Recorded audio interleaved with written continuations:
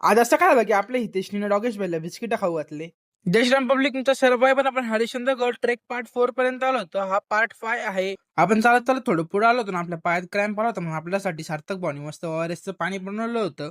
नंतर मग आपण चालत चालत कोकणकड्यापर्यंत पोहोचलो होतो. कोकणकड्यापासून जाऊन आपलं जेवण करत होतो. तो आपलं जेवण होतं तोपर्यंत आपल्या हितेश भाईनी मस्तपैकी डॉगेश भाईला बिस्किट वगैरे खाऊ घातले. नंतर मग आपण डॉगेश भाईला सांगितलं तुमच्या बिस्किटांचे स्पॉन्सर करते आपले CR साहेब आहेत, त्यांना जाऊन थँक्यू म्हणत. डॉगेश भाई पण CR साहेबांना जाऊन थँक्यू म्हणतोय.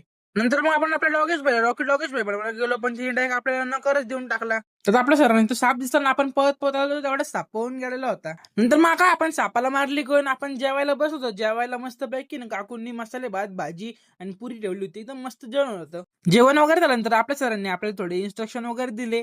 नंतर मग आपण चालत चालत पोहोचतोय भगवा जवळ, म्हणजे कोकणकड्यापाशी आपण पोहोचलेलो होतो. हा आहे कोकणकडा. जर आता आपण जर पावसाळ्यात आलो असतो तर इथं आपल्याला कोकण दिसलं असतं, कारण की इथे सगळं जे धुकं आहे सगळं खाली दाबलं गेलं असतं, आपल्याला डायरेक्ट कोकण दिसलं असतं. नंतर मग काय आपले कोणी फोटो काढत नव्हते, म्हणून आपण काय आपल्याला आपल्या ब्लॉग मध्ये घेऊन टाकलं. नंतर सरांनी आपल्याला सांगितलं की या कोकणकड्याची जी हाईट आहे ना ती 4600 फूट आहे. नंतर आपल्या हितेशभाई सांगत होता इथून जर एखादा खाली पडला तर डायरेक्ट खात्मा होऊन जाईल. म्हटलं खात्मा नाही, डायरेक्ट चटणी होऊन जाईल. नंतर मग आपल्याला आपल्या यशबाईने अशी पोच सांगितली, आपण कोकणकड्याला जाऊन झोपूनच घेतलं.